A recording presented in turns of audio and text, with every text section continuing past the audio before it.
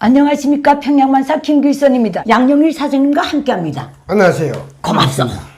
늘 고맙소. 오늘은 좀 가슴 아픈 질문에 한번 답변을 해보자고 그러는데 이거는 양 선생님하고 나하고밖에 답을 못할 것 같아. 진실하게. 내가 평양만사를 지금까지 진행하면서 이 질문에 대한 답변을 정색해서 한 적이 없거든. 이게 뭔가 여러 분들이 시청자분들이 북한 주민사회가 오늘의 저 지경이 된 게 북한 주민사회가 김일성 족속에게 공조하고 협력했기 때문에 이렇게 됐다는 거. 어떤 경우에는 응당한 대접이라는 거요. 이런 말을 하는 분들이 있거든. 저런 처지에 있는 것도 싸다는 뜻이거든. 여기 대해서 어떻게 생각하오? 글쎄. 우리가 김일성 족속 체제의 공조 협력 지금 현재 들을 때는 좀 말이 거슬리지만은 정상적인 사고로 생각했을 때는 그 말은 맞는 소리예요. 결과론적으로 볼 때는 맞거든. 그런데 그 인정하기에 우리는 너무 억울하거든. 북한 주민으로 살아온 한 측면에서 볼 때. 그러면서 대한민국은 민주화 투쟁을 빡세게 해가지고 오늘에 이르렀는데 너희는 그것도 못하지 않느냐? 북한 주민은. 이거거든. 난 이게 가슴 아프지만 옳은 말이고 결과론적으로 결과가 그렇게 됐기 때문에 이건 뭐 어떻게 그래서 답변하기가 굉장히 힘들었거든.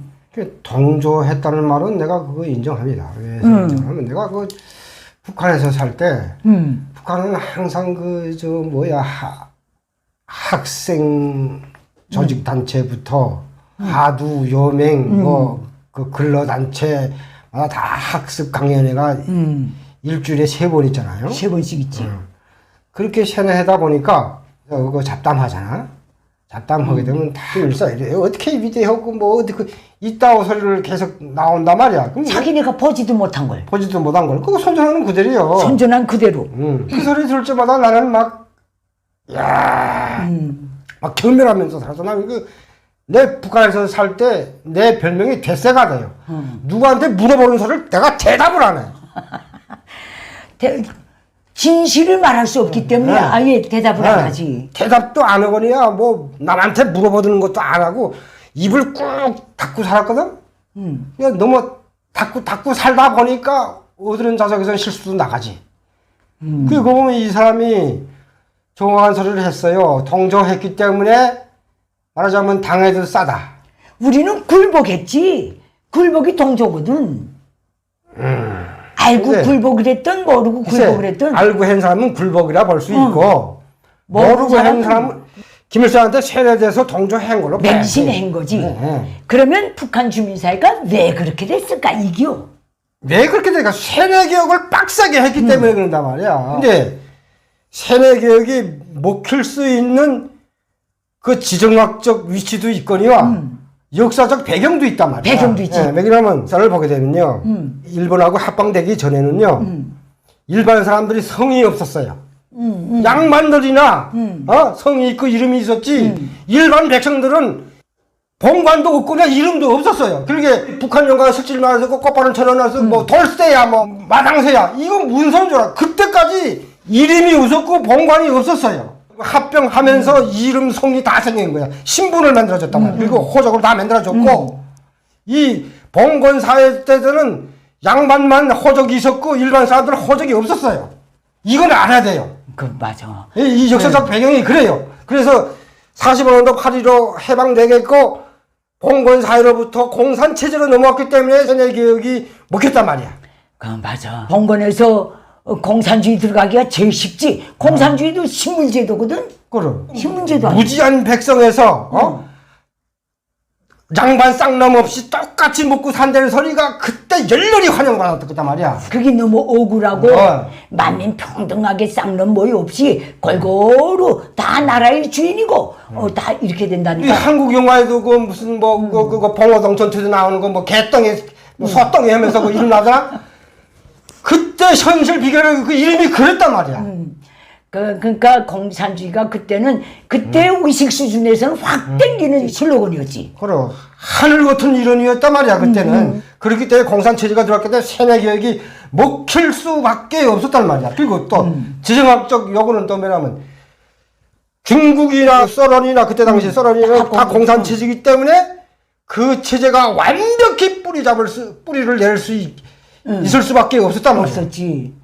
그 단 사유지 진영에 네. 묶여 있고 형제 나라요 형님 동생 하면 있을 네. 테니까. 그러니까 누님이나 나나 가정적 배경이 있었기 때문에 이걸 알고 맞아. 이걸 김일성의 족속을 무지하게 경멸하면서 살았단 말이야. 나는 경멸까지는 아니래도 항상 따져봤거든. 나는 막 경멸하면서 살았어. 이렇게 놓고 보면 북한 주민들 봉건에서부터 공산체제로 넘어가다 나니까 이거는 뭐 자유의 진정한 공기를 한 초도 쐬지 못했거든.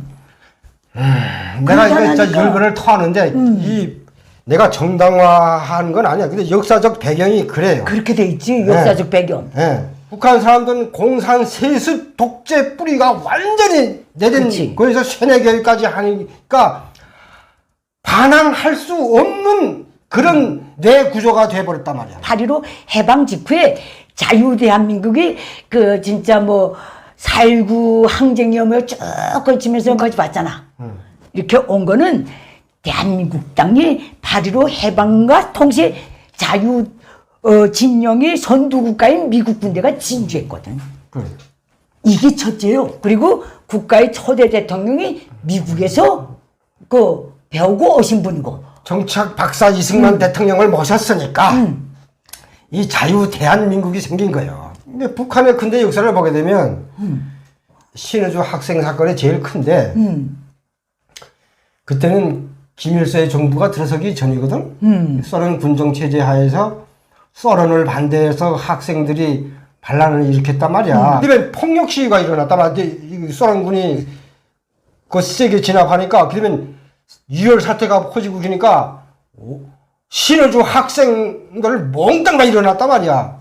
그때 김일성이 갔던 거예요. 근데 이때 공포를 깨끗이 심어준 게 공산 독재가 깨끗이 심어준 게 주동분자들 학생들이 몽땅 긁어서 시비리행 열차에 태워서 소련으로 끌고 들어갔대.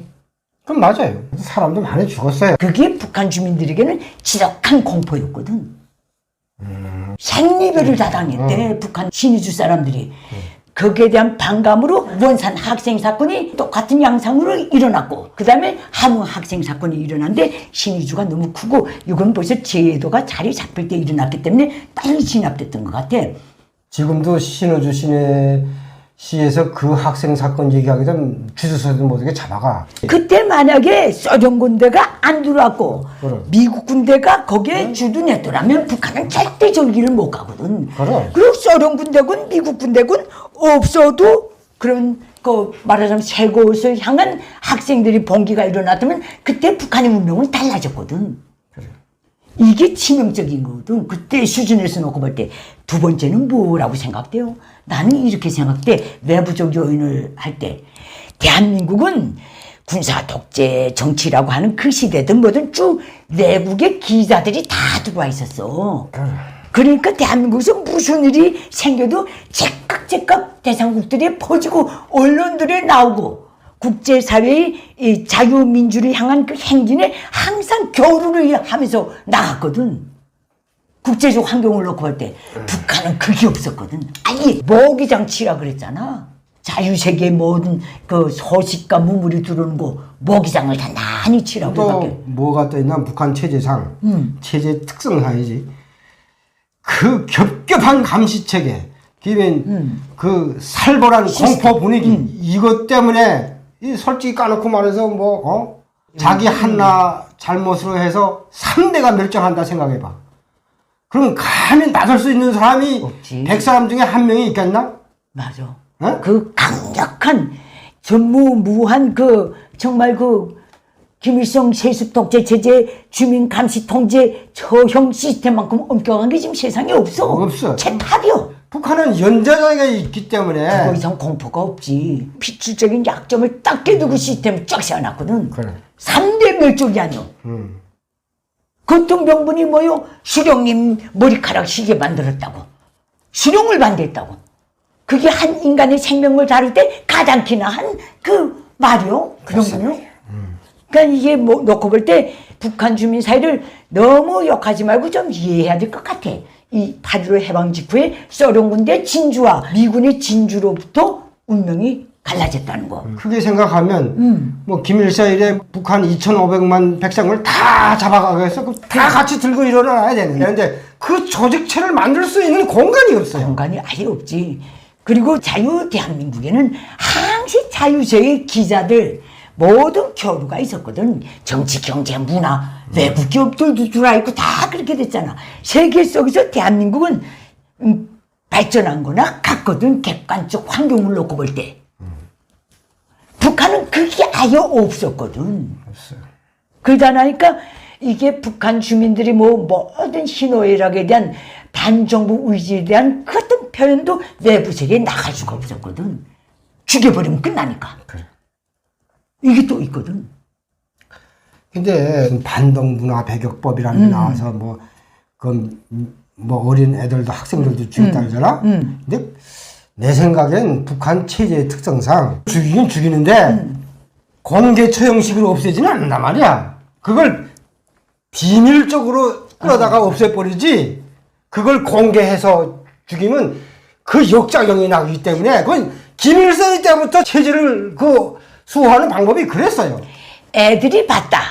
애들 미성년자가 봤다면 애보다도 부모하고 싸잡아서 없애버려. 글쎄 맞아. 그걸 미성년자는 공개 총살 안 한다니까. 그렇게 안 하고 그 부모 그 3대까지 싹 잡아서 비밀적으로 없애버리지. 제한구역에 보내고 통제구역에 보내지. 공개적으로는 그렇게 총살을 안 한단 말이야. 그런지 그건 체가 걸어온 길이 그래요.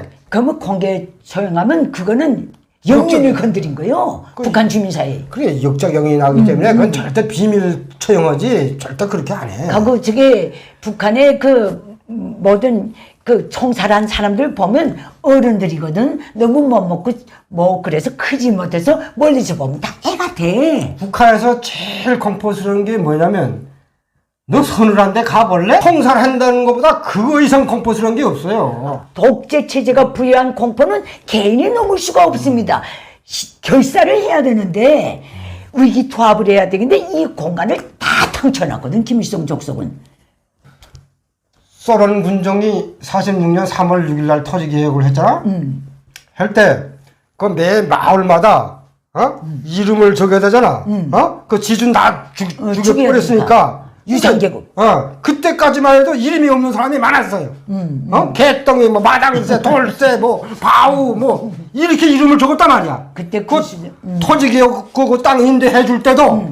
그러니 공산체제가 들어와서 막 뿌리 내릴 수 있는 지정학적 요건이나 시대적 흐름이 딱 맞았단 말이야. 맞아 떨어졌지. 그러다니까 그렇게 나간 거고. 그리고 6.25 전쟁 끝난다면 재빨리 공포 시스템을 깨끗이 지어놨거든. 그래. 아니 반종파 투쟁이요 뭐요 하면서 다 그렇게 박아였잖아. 종파 투쟁할 때도 김일성이가 99% 찬성을 받았단 말이야. 그렇지. 북한 주민들은 몰랐으니까. 그 무지몽매하니까. 무지몽매하니까. 김일성이가 하는 일은 몽땅 옳은 거고.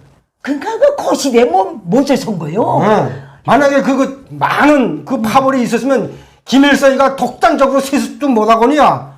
이렇게 나라를 저 모양으로 만들어 놓지 않았단 말이야. 공산 독재자들의 통치 방법이 뭐냐면, 노동자, 농민을 자기 편으로 만들어서 그 똑똑한 지식인 인테리를 모조리 죽이는 게 그 공산 독재의 특징이란 말이야. 근데 자유민주주의 체제는 그 인재들을 발굴해서 써먹는 게 자유민주주의 체제란 말이야. 그 다음에 뭐 어쨌든 세습을 꿈꾸자 나니까 그 다른 소련이라든가 중국 공산당은 경제, 주민 생활이 위험해지기 시작하니까 체제가 뒤집어질 수 있겠다. 수종 방향으로도 나갔지만은 요놈의 족속은 세습 때문에 그것도 불가능했거든. 북한 주민들은 300만 이상이 굶어 죽는 그 지독한 지옥을 헤쳐나오면서 살겠다고 도망쳐 나와서야 세상을 보게 됐거든. 북한이 싫어서 남한으로 오면서도 김일성이 찬양하는 놈들이 80%야. 여기 살려달라고 하면서도 베트남에서 40일 동안 있으면서 절실히 느꼈어. 그러니까 이거 다 동조해서 그렇게 말이 그 사람 맞아요. 이분 말이 딱 맞는단 말이야. 근데 이건 우리가 이해할 수 있는 점은 뭐인가? 이 사람들은 무지몽매 몰라서 맹목적으로 동조한 거라고 이해할 수밖에 없지. 3대가 어떤 틀에 막혀서 딱 박혀서 거기에 디자인 되게끔 성장하면 3대 와서는 그 아무것도 못 써. 정자도 그런데. 그러니까 그 3대를 오단하니까 이때는 그래도 반항이라도 있어서 신의주 학생 사건이라도 다 일어나고, 이대 역시 또 그 무슨 반항이 있길래 엘리트 자비 뭐 반당 반혁명 정파분자 이 노름을 적들 노름을 벌려놨거든. 3대 때 와서는 잡을 것도 없으니까 백성만 잡아 저것들이. 저런 악독한 체제에서는 아무리 똑똑한 사람도 사람이 개개인으로 볼 때는 공포처럼 무서운 게 없어요. 3대 멸종이 얼마나 무서운 거예요. 지구상에 없는 그런 연자제를 만들어 놓고, 그러니까 봉건 통치를 세습한 거지. 노예 통치, 봉건 통치, 신종 통치, 군국주의 통치, 전체주의 통치, 믹스한 알맹이를 가지고 북한 주민들을 저렇게 굴복시켰거든. 폐쇄 지역 우물 안에 딱 가둬놓고. 그래. 그런 면에서 대한민국은 한반도를 놓고 볼 때 정말 하나님이 보호하셔 축복받은 지대는 틀림없어. 그렇지? 그래서 우리가 이거 변명 변명을 하는데, 그렇다고 북한 주민들 그렇게 돼도 싸다 이렇게는 이제는 그런 마인드는 버려주셨으면 좋겠습니다. 저 무지한 백성들 이해해주고 깨우쳐주고 동정해주는 그 길로까지 나갈 때 북한 자유화는 더 앞당겨질 것 같거든. 내가 지금 그때 북한에서 생활할 때는 정말 백성들을 무지하게 봤거든. 그래서 물어보는 말도 대답 안 했는데 여기 와서 생각해 보니 그 사람들이 무지할 수밖에 없겠구나 하는 걸 이해를 했어요. 그 북한은 시계추 원리로 움직이는 나라거든. 위에 김일성 족속 밑에 요 시계추 제일 꼭대기가 요 쫙 중간까지 핵심 계층인데, 이 사람들은 알아. 공포 때문에 입을 다물고 밑에 사람들은 몰라. 그래서 맹종맹동하는 거요. 다른 건 보지 못했기 때문에.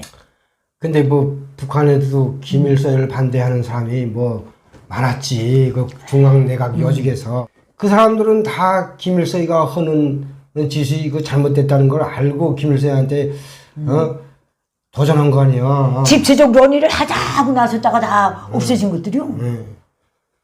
그러면 그 사람들이 영웅이요. 이제 앞으로 북한이 자유화되고 이제 김일성의 적석한테 정파로 몰려서 죽은 사람들을 다 재조명해야 김일성 적석을 독재 체제를 반대하다가 형장에 이슬로 된 모든 분들을 다 발굴해서 그들이 후손들을 빛내줘야 돼. 그 대우를 제대로 해줘야 돼요. 맞아. 이렇게 우리가 두서없이 이 문제에 대해서 말씀드려보는데, 앞으로 좀 더 진지하게 체계적으로 들어오는 질문에 따라서 구체적으로 말씀드리도록 하겠습니다. 오늘은 여기서 마치겠습니다. 감사합니다. 안 나누세요. 이렇게밖에 할 말이 없어. 그렇게밖에 뭐 아니 그 맞는 그 내가 보는 견해는 그거. 우리 개인이 할 수 있는 일은 도망치는 일밖에 없어. 그렇지. 중도 조리 신으면 다른 데로 간다는데. 너무 억울해. 우리가 운이 좋았던 건 등소표이가 중국을 개혁 개방한 게 우리한테 큰 덕을 입었어요. 내게 북한 인민들에게 호소합니다. 장장 80년이 되어오는 김일성 적속 노예 체제를 끝장낼 때가 되었습니다. 북한 인민이 진정한 자유 해방을 위해 공포를 딛고 힘을 모아서 김일성 적속을 반드시 몰아냅시다. 그 길에서 도움이 필요하신 분들은 언제든지 손을 내밀어 주십시오.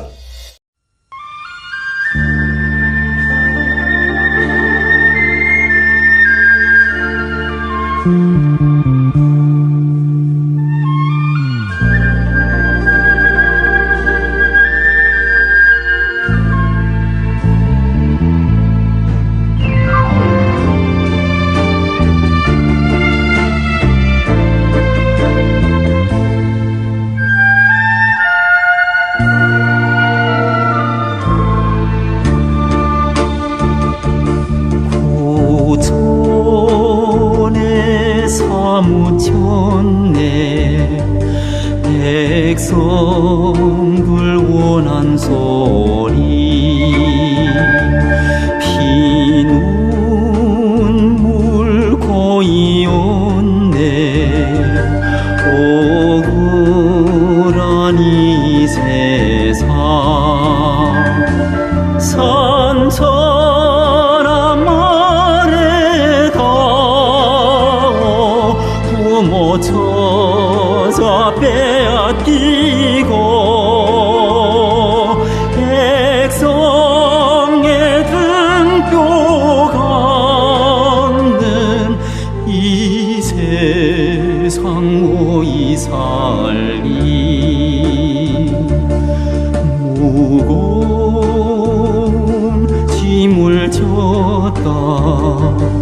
발부리만 보지 말고 앞길을 내다보며 이 세상 살아가세. 길가에 돌밑에도 보골들이 묻혔으니 내 한 번 실수하면 이슬로 사라지리.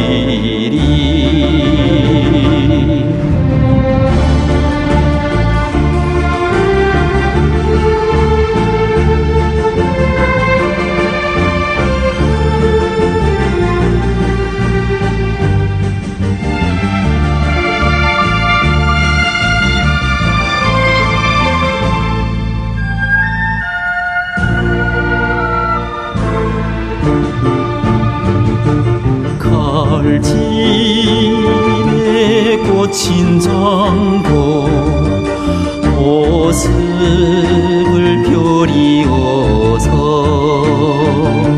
사래긴 논과 밭을 갈았으면 좋으련만 나 사랑의 형제여 악한 물이 쓸어내고 가슴에 쌓인 고난 정부답게 풀어보자.